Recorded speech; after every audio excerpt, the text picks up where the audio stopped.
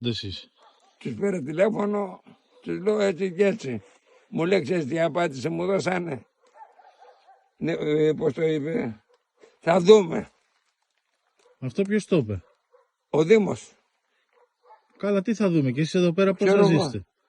Πες μου εμένα πώς έρθει. Εσύ τώρα αυτή τη στιγμή μου έκανες αυτή τη χάρη.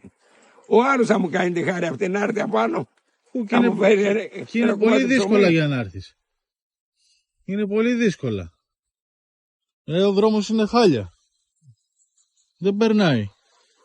Είναι πολύ χάλια ο δρόμος. Πρόσεχε παιδί μου εσύ. Εντάξει. Σε παρακαλώ πολύ. Εντάξει, άμα χρειαστείτε κάτι άλλο πάρτε με. Θα έρθω μέχρι εδώ, μπορώ να έρθω. Εντάξει. Έγινε. Να σε καλά ότι είσαι. Έγινε, άντε τα λέμε. Τα λέμε παιδί μου.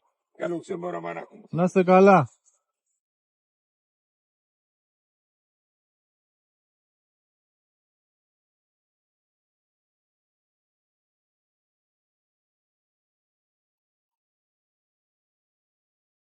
Κοιτάξτε εδώ οι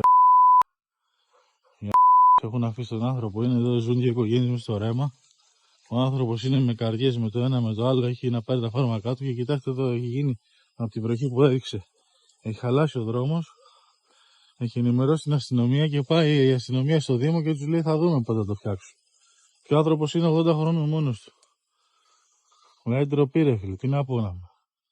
Τι να πω, και τώρα εγώ ήρθα το ανθρώπου του κάνω εξυπηρετήσει όποτε μπορώ και έρχομαι. Τι να πεις ρε.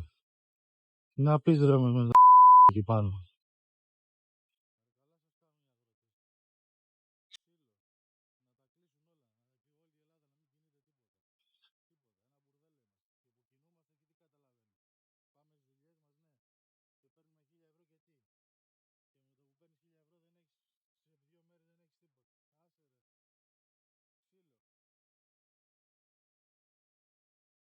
Κοιτάξτε εδώ κατάγγελ.